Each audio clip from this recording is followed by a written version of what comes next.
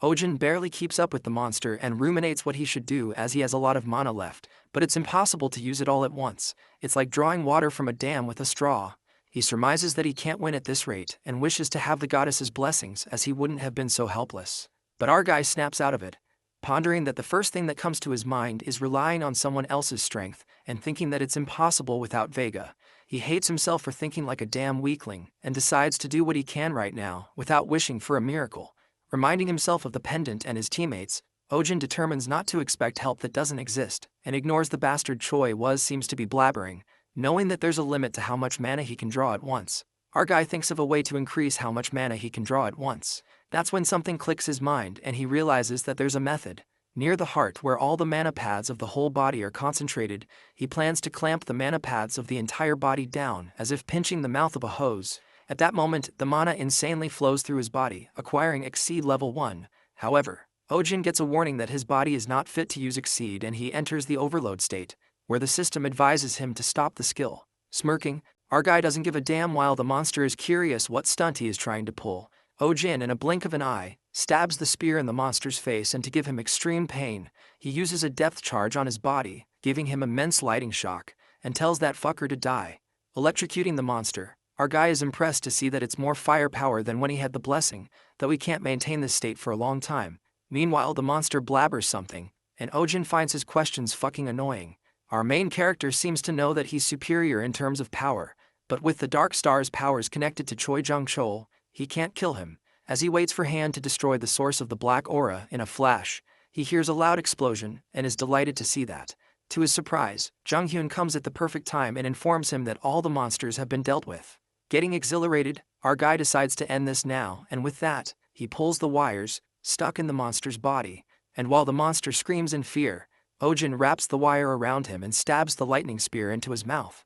Using depth charge, a large shock of lighting occurs as the monster is annihilated, and the skill Exceed advances to level 2. Meanwhile, there's not even a trace of monster left behind. Our guy grabs his hand, uttering that it fucking hurts. Our guy speculates that it is the side effect of the overload state. Nonetheless, he still thinks of taking the rewards, but the corpse is basically just ashes now. However, to his surprise, he touches the ashes. The black heavens absorb the power of the Dark Star within the relic, and the ability of transformation is also added to the black heavens abilities. While he is happy to get the transformation ability that freely changes the body's shape, he still hopes to get Aquarius's stigma. The reason why he needs the Aquarius stigma so badly is because the Awakened of Aquarius are specialized in supporting skills like buffing or healing. Despite their lack of direct combat abilities, they're the best when it comes to supporting classes, so just making and selling potions as an Aquarius Awakened can get him a bank. Luckily, Ojin also absorbs the Aquarius stigma and tries it out right away. While he thinks that it's not that great, suddenly something strange happens with the stigma. It turns out that Lyra's stigma and Aquarius's stigma are interlinking, obtaining a water power affinity. Watching this, our guy couldn't believe his eyes to obtain a skill made from interlinking lighting elements of Lyra and water element of Aquarius that can heal injuries just by absorbing water. Meanwhile, he wonders if this works on others. At that moment, Heian calls him out and screams when she sees Ojin's face like a torn-up rag, and asks who did that to his face. As our guy gets concerned that he did not get hurt on his face, it occurs that she was just being a dramatic ass and teasing him that his face always looked like that. Joking around, Heian feels glad that he's alright, and expresses that she's always worried about him as he's always fighting on his own. Just then, Ojin tells her that he needs to touch her prosthetic leg for a second, and reckons that a high-level Awakened of Aquarius can regenerate injured organs and body parts too. After that, our boy sleeps in the middle of the city and asks Heian to carry him to the car as he's fucking tired. Freaking out, the girl calls him a piece of shit and asks him what he touched her leg for, while our guy smiles as if it was a secret. 3 days later, in the sanctum, the goddess alarmingly asks Ojin if he's hurt anywhere or feels ill, but he assures Vega that he's fine. Looking at the goddess, our guy ponders that she's still the tiny size even in the sanctum, which means the restrictions' after effects must have been pretty intense. He then informs Vega that he was unconscious for a while because of the side effects of using Exceed, and the goddess is left incredulous, wondering how he used the skill. She reveals that a person needs to be at least 8 stars in order to use that skill and compliments Ojin for being talented. But our guy comes to realize that it's not a skill a 4-star like should use. Soon after that, Ojin gets back to his scamming skills and lies to the goddess that he has used the Exceed skill before. But this justification isn't enough to explain it, as Vega anticipates that it's as if Ojin were born to dominate all stigmas. Nonetheless, the goddess warns him not to use Exceed until he has 6 stars, or his body won't be able to handle it otherwise. Getting pissed, Vega wishes to keep him in the sanctum and keep him under constant watch, but it's not possible, which scares Ojin. Being under the restraints, she needs 3 more weeks to manifest again, and doesn't think the situation will allow him to get up here anyway. Knowing that the Scorpio disciples are working with Dark Star Society, Vega asks him to explain what has been going on, and Ojin came here for the exact same reason. He reports that the whole world is in uproar about people turning into monsters, and the other nations are looking into that too. Thanks to the media, our boy is being treated like a hero and he can't even go outside without it being a pain to the public. He is still unconscious. He tells Vega after he passed out, Heian took him back home and he is hiding in his house. While the goddess is happy that everyone found that Choi Jung-chil was behind this, and it must have been hard for the Pandinus Guild to avoid being bashed, Ojin interrupts and reveals that it wasn't the case. To his surprise, Choi's name wasn't even on the list of members that Pandinus Guild revealed, which means that they never intended to take him in. They basically avoided getting into any trouble, given that there's no evidence that the Pandinus Guild was involved. Our guy deduces that since the Pandinus Guild lost a lot of their members, it looks even less likely that they were involved, adding that they were actually insulting the Starlight Lake Guild. Ojin continues to inform her that the Pandinus Guild is claiming that the Starlight Guild is trying to frame them, so the media is focusing on the Starlight Guild, calling them evil bastards. Vega gets angry as Pandinus Guild is the one that committed all the sins, yet they're trying to frame others and think that it's upsetting that there is nothing she can do to put a stop to their evil. But Ojin assures her that he'll take care of things, making Vega concerned that he doesn't have any proof. Our guy, the ultimate scammer, presumes that he doesn't have evidence to show that the Pandinus Guild is at fault, and not the Starlight Guild. However, that means he just needs to create evidence, concluding that the only thing they should not have done in front of him was commit fraud. The next scene switches to Ojin's house, where he calls Han Junman, and after knowing that he's doing better, Han immediately calls him to the association, as they have a lot to discuss. However, our boy asks him for a favor first, and says that he would like some bodyguards since he hasn't recovered fully yet. The reason he needs bodyguards is to find that one guy who's one of the 3 famous awakens of the association. Meanwhile, Han gets curious about why he needs bodyguards. Ojin reveals that a lot of things have happened in the past week, and he has conclusive evidence to prove that the Pandinus Guild and Choi Jung-chil are related. Smirking through the phone, our guy requests Han to prepare a press conference. Later, Ojin starts collecting his thoughts for the conference. He first recalls the black haze that was connected to Choi Jung-chul. He's a little confused to think if it has anything to do with the hidden monster underneath Seoul Station, being certain that they have something to do with the Dark Star's power. He remembers how Vega said that the aura she felt from the monster in Seoul Station was different from what she felt at Mokdong Gate, leading him to believe that maybe it's 2 different constellations of dark stars.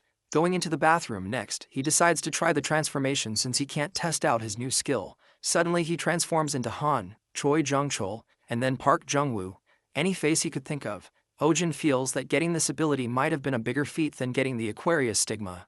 And lastly, he tests out his water affinity power he got and dips his finger into the water. To his surprise, he creates great ripples in the small bathtub water. Exhausted, our boy concludes that needs too much for this power, and it'll be hard to use this skill unless he's fighting by a river or ocean. But it'll be useful for him when he's taking a hot bath. Just then, Ojin is done with all the testing and decides to head out to take care of things he'd been procrastinating on. Heading outside, he encounters Han and asks her where she has been, stating that she's been out a lot. Han asks him the same question, and our boy responds that he's going to the association. Asking where she was, Han tells him that's a secret, and Ojin clarifies that they're not supposed to keep secrets from each other. Heading down the stairs, Ojin teases her, saying not to worry about him too much if something happens, and Hyun, smoking a cigarette, asks him what he's gonna do. But our guy tells her it's a secret and leaves. The next scene takes us to the association, where our boy meets Choi Woo-jin, a special commissioner of the association. It is revealed that Choi Woo-jin, Lighting Dog, is an 8-star awakened of Canis Venatici, who's said to investigate the truth of any case he takes on no matter what. Being straightforward, Choi mutters that it's silly that a special commissioner is acting as a bodyguard for another special commissioner. But the situation calls for it. Flustered, our boy thinks that he's cold and ponders that he's like a Nepo baby in Choi's perspective. But whatsoever, it doesn't matter as long as he can do his job well. Choi then escorts Ojin to the press conference, and as soon as our guy enters the room, the reporters seem to be on his good side, calling him a national hero. Getting on the stage, Ojin gets straight to the point, clarifying that he won't be answering any personal questions today, because he has very important news to tell them. While the reporters get inquisitive, without further ado, Our boy reveals that Choi Jung-shul was not a member of the Starlight Lake Guild, but of the Pandanus Guild. Just as the chaos spread among the press, they asked for evidence to back up his statement. Agreeing that he has the evidence, suddenly blood starts dripping from Ojin's mouth and he blacks out on the stage. As everyone is shocked to see what's going on, Choi Woo-jin shouts to call an ambulance. Choi then analyzes the blood and gets to know that he was poisoned. That's when Woo-jin commands to block the entrances and asserts everyone here is a suspect. Meanwhile, the crowd panics. Woo-jin presumes that the few awakened present here are 2 or 3 stars at most, so they can't fool his senses. He speculates that he never noticed anyone suspicious either, plus Ojin hasn't eaten or drunk anything either, so that means this is Kanez Venatici's stigma. Choi could smell a foreign mana, other than the smell of Lyra's stigma. He could smell traces of a different mana leading to the outside. At that moment, Woo-jin instructs his man to take alibis and information from the reporters here, and heads out. Following the mana traces that surprisingly lead him back to the car Ojin came in, the guy surmises that Ojin was already poisoned before meeting him, and it's highly likely that this trace leads back to his house. Thinking that he has to go as fast as possible, he begins sniffing like a dog, and with his beastly steps, he scampers to secure the evidence. On the other hand, our boy, still unconscious, is getting carried by the guards while the reporters are baffled, thinking how the lightning wolf was poisoned. That's when we see our main character smiling. On the other hand, Woo-jin reaches Ojin's house and is convinced that someone was on standby near his house from the get-go, when he fell unconscious for a while. He predicts that the criminal couldn't do anything because of Song Hyun, who lives with him, and proceeded to wait for Ojin to leave the house alone. Noticing the neighborhood without any security cameras, Woo-jin is certain the culprit was able to carry out his plan there. At that moment, his eyes land on the garbage, and one of the bags in the trash seems to have the same smell. He speculates that the culprit bumps into him to get poison on Ojin, so that he would have not known. But being the lighting dog, Woo-jin knows that he can't run away from him now that there's evidence left behind. While it looks like the culprit tried to hide the traces, the guy checks the mana with his stigma, and gets to know that it's the Scorpio stigma's mana.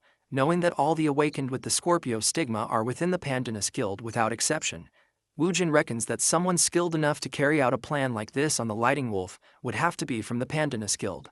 This leads him to the conclusion that the Pandanus Guild is the culprit. We are then taken to 10 days later after the poisoning incident, where the news about Kwon Ojin, the Lighting Wolf, seems to be circulating about how he threw up blood and fell unconscious during the press conference, revealing that Scorpio's stigma traces were left behind at the scene. On the other hand, Ojin finally gets discharged from the hospital, and the poor guy almost died out of boredom. Since there was nothing else to do, he practiced how to control lighting in small sizes, which was hard as he is used to using as much lighting as possible. Moments later, Han enters the room and asks if it's okay for him to leave the hospital so early. Feeling concerned, Officer Han apologizes to him and blames himself for not being prepared enough. But our guy assures him that it's not his fault, but the one who tried to kill him. Making a sneaky grin, the person who tries to kill Ojin turns out to be himself. Well, a proof of the Pandanus Guild being revealed never existed, and the press conference was just a show too. Making the most of his ultimate scamming abilities, Ojin only wanted to make Woo-jin sniff the Scorpio's stigma, and it all thanks to him for doing a great job at investigating. Snapping out of it, our boy asks the officer about the Pandanus guys, and Han informs him that kept denying everything, then split up to run away, adding that another larger guild is after them. While Ojin is shocked that it all happened in just 10 days, he is low-key delighted as he ate it with his plan, leaving no traces behind. Han further reveals that the Valhalla Guild took over their empty position in the top 10 guilds, which makes sense. Our guy then asks if the Dark Star Society was mentioned, but Han refuses and reveals that he did hear about them separate from this incident. He discloses that apparently an organization going by the same name in Italy has been expanding its influence, which makes Ojin wonder if these bastards are global, but not surprising as they are that powerful. After that, Han asks him if he's going home, and Ojin tells him that there's someone who might worry about him, although he already let her know. At the Hopjong station, our boy meets with Hyun and she takes him somewhere. Entering a fancy place, they arrive in a breathtaking apartment, and Hyun reveals that this is their new house now. While Ojin is freaked out, Hyun was busy buying this apartment when he asked her earlier where she had been. She confesses that got paid a handsome amount this time and even got a loan too, adding that the people at the bank were really happy to give her all this money once she told them she was back to her old self, before they never even spared her a second glance. Giving the tour of the apartment, Hyun tells him there are 2 rooms and shows him their bedroom, which is bigger than their old place. As Ojin explains why there are 2 beds in the room, the girl informs him that the other room is storage, so this is their room. Hearing this, our guy is kinda confused and asks if she's the type of person to drink water at the buffet, saying why is she wasting space. Meanwhile, our guy seems to be complaining about the space. Haeun clarifies that he can leave if he wants, reminding all the bad things about their bad place. Showing the killer view from the apartment, she lets out that they're close to the association, and there's also an awakened-only training facility nearby, as Ojin is already smitten by the place. To add the cherry on top, Haeun reveals that this place has hot water, and our guy couldn't be happier as it was a luxury that they couldn't even dream of at the old place. Getting overly thrilled, Ojin gives a tight hug to Haeun, expressing that she's the best and the prettiest woman in the world. Being close to each other as their lips are about to meet each other, their romantic moment is interrupted by Ojin's call, and poor Haeun is pissed off, wondering which son of a bitch interrupted them. Well, our boy receives a call from Park Chang-hyun, who requests him to come to the Valhalla Guild right now, revealing that their guildmaster was killed by the Dark Stars Society bastards. Arriving at the Valhalla Guild, Ojin gets to know by Chang-hyun that Woo-hyuk is in critical condition, and he told him to get in touch with Ojin. Chang-hyun tells him that he better talk to Woo-hyuk for more details and opens the secret room. While our guy didn't know that there was a hidden place like this, as it's almost like an ancient dungeon, Park lets out that they are keeping this incident a secret from the public. Ojin wonders if this was a Shad Khan's doing and asks him if more people were hurt. Park informs him that many people were hurt, but thankfully no one lost their lives. Listening to this, our boy is appalled and reckons that a Shad Khan is a government official in an intermediate position, but there's no way someone of his status could have done this great damage on his own. Knocking on Woo-hyuk's door, Park lets out that he's brought Ojin, and they enter the room. Witnessing the guildmaster in such a weak condition, our guy asks him what happened, and Woo-hyuk reveals that they fought them and lost pathetically. He goes on to apprise Ojin that they tracked them down with the information he provided them, and it took a while but they managed to locate them, adding that they are hiding in a branch of the Pandinus Guild. Hearing about the Pandinus again, our boy asks him if it was the Dark Star Society's main base, but Woo-hyuk tells him that it was nothing more than just a branch base, although it was much larger than the one in Bagan Mountain. They also managed to learn that the place Pandinus was using as a storage was also their base, but they didn't get any more information than that, so they decided to ambush. Woo-hyuk affirms that they were going to let him know, but they heard that he was hospitalized because of the poison incident, so they proceeded with the ambush. It occurs that their plan went pretty smoothly. They succeeded with the ambush and brought most of them down. However, as they were about to fight with a Shad Khan, he appeared with an old man who was overwhelmingly powerful. Woo-hyuk could barely call it a fight as they clearly lost without being able to try anything. Calling it a miracle that they all live, Woo-hyuk's hands quiver, revealing that at first he thought that plan was their chance to capture the executives of the Dark Star Society, but that was arrogance. He reveals that they called that man Cheon Do-yoon, the Owl King. Upon hearing the name Owl King, Ojin gets reminded that the stigma he absorbed from Yujin last time was the Strix, and if this old man's title is Owl King, that he's definitely higher up or maybe bailiff level. He further ruminates that he knew the old man would be strong, but didn't think that he would be strong enough to take down the entire Valhalla Guild on his own.